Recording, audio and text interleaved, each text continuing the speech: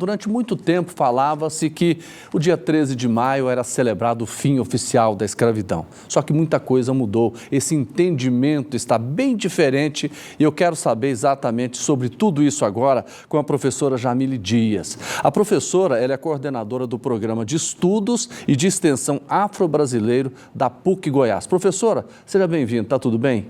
Tudo bem, graças a Deus. Boa tarde a todos. Boa tarde.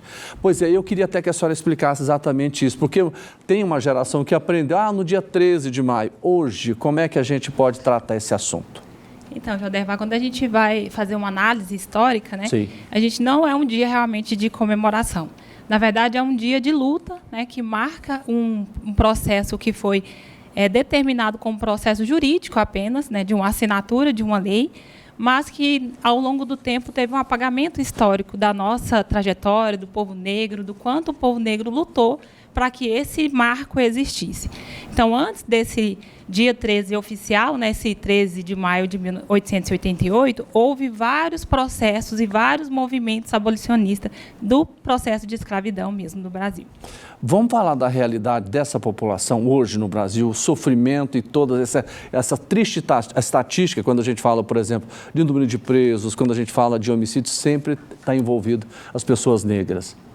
Infelizmente, os números, eles existem e estão aí ao todo o tempo para a gente poder relembrar e saber o quanto o racismo ainda é estrutural e institucional e a gente precisa aprender a combatê-lo, né, de todas as formas.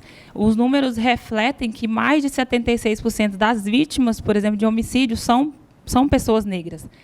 Recentemente saiu um novo levantamento, né, que faz todo ano do IPEA, que demonstra novamente que esses dados eles ainda existem e evoluem de forma negativa. A gente está falando nessa questão dos homicídios. O que mais que a gente pode apresentar de números para a gente comprovar que o Brasil é um país racista?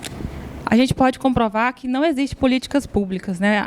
Esse apagamento histórico, quando fala desse marco, dessa abolição, não houve, na verdade, uma soltura, né? Os escravos eles foram soltos, mas não houve a reparação histórica necessária.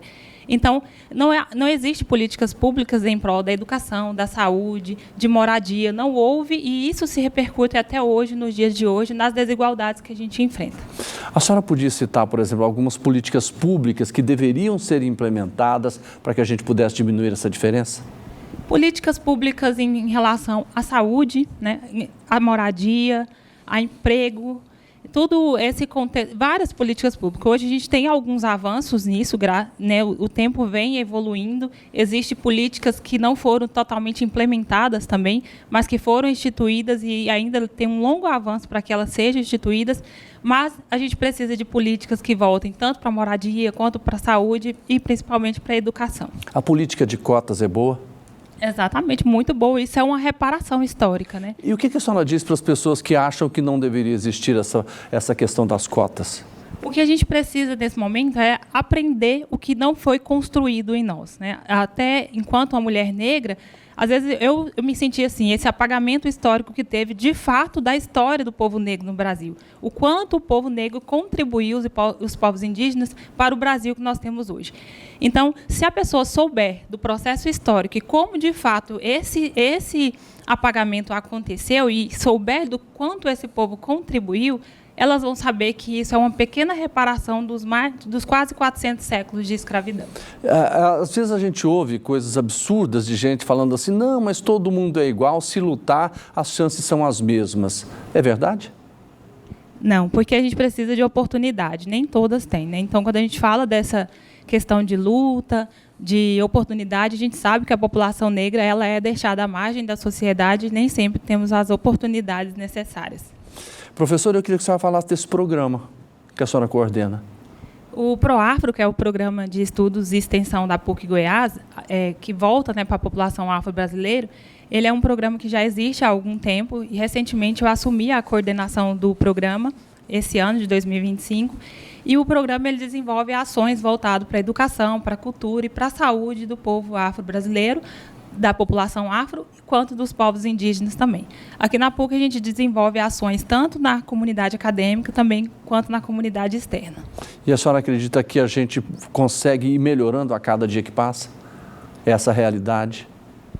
Estamos avançando. A gente fala que o avanço ele é muito demorado, né? Ele poderia, né, ser bem mais rápido, mas a gente vem mudando um pouco e os lugares, eu acredito que para que essa mudança aconteça, a gente precisa de espaços, né? Estar aqui hoje, estar à frente do programa, é um espaço que a gente tem, que a gente vem alcançando para que essas mudanças aconteçam. Então vamos combinar o seguinte, volte mais vezes. Volta sim. Para aproveitar o espaço, tá bom? Com certeza. Professora Jamile Dias, muito obrigado, uma boa tarde para a senhora. Boa tarde, obrigada.